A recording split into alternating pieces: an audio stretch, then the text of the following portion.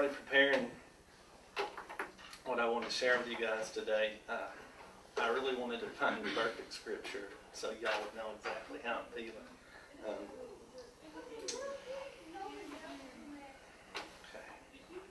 Okay. I really wanted to try and convey how awesome God is, to not only move me to stand up here, but to actually speak, because it's not easy.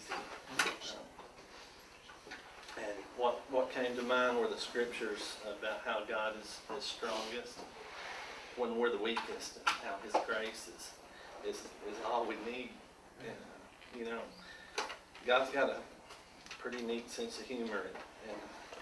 And as I searched for the verses, He gave me a verse in Ezekiel 7:17 that says, "Their hands will hang limp and their knees will be weak as water." And that's pretty accurate. Y'all can just bear with me. I am going to share some of my story, but first I want you to know that the main reason I'm up here is, well, I just turned 40, and ever since I can remember, as far back as I can remember, I've been terrified of public speaking. And I know that I know there's a lot of people that say that, and but for me, it's real. I mean, it's just I'm so terrified right now I can't even hardly speak. But I'm going to get through this, so y'all would understand how fearful I am of public speaking. I went to college out at Grayson College for 2 or 3 years, and I took every class in math and science and chemistry and all that stuff. And I had a 3.6 GPA, but in order to get a degree out there, you have to take a speech class. And that was too much for me, and I just opted that it wasn't that big a deal to have a degree, so I didn't take it. And one of the reasons years ago when I quit going to church is because in a Baptist church where I grew up, the preacher calling people to pray, and I just wasn't all about that. So, I just pretty much bailed out of church for a long time. And public speaking for me is talking to more than one person at a time. It's been tough for a long time. Today, I'm going to try and start the process of defeating that. Amen. Like I said, I grew up in a Baptist church, and I was a pretty good Baptist boy. I went to church nearly every Sunday morning with my mom and dad and brother. I don't remember a whole lot about those services, but I do remember the day I was saved.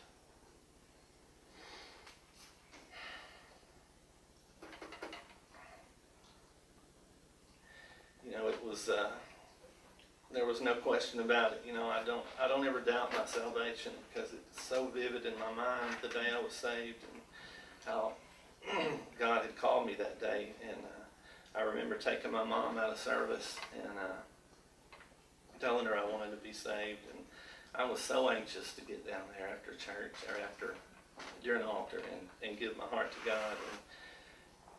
And I can remember silly details about that day, but the detail that stands out the most for me, besides giving my heart to God, is the fact that I was scared to death to walk down in front of all those people. I was gripped by fear even then, and I'm just tired of it.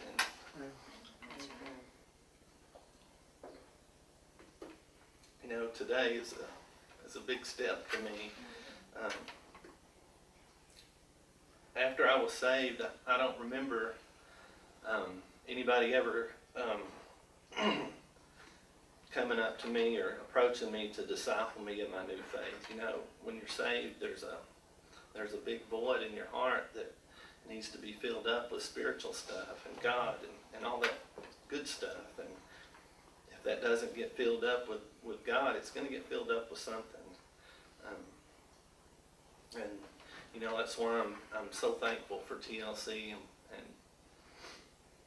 what they do here with our kids, and they fill that void with good godly stuff instead of what I filled it with.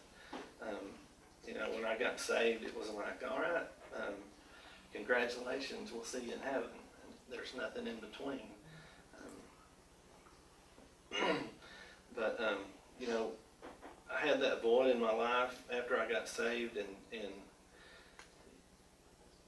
I think I was somewhere around 13. By the time I was 16, I had a car or a truck, and I had mobility and freedom, and I could go do whatever I wanted to do, and I did experiment with a lot of nasty stuff, and you know, I became a binge drinker. I smoked, I dipped, I had premarital sex, and I probably had one of the foulest mouths of anybody you've ever seen. And you know, I came from a small town that's an all-white town, and I just developed into a racist, arrogant, just an ignorant, drunk fool, and you know, it was just bad. As I look back, I can't believe it, but you know, I was everything that I would hope that my 3 daughters would never be attracted to. And you know, I was everything I can only hope my sons would never become.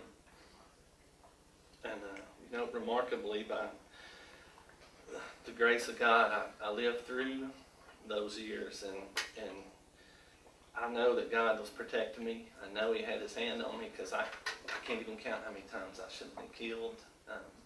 There were so many nights that, you know, just stuff I don't remember that I know I shouldn't have even made it home.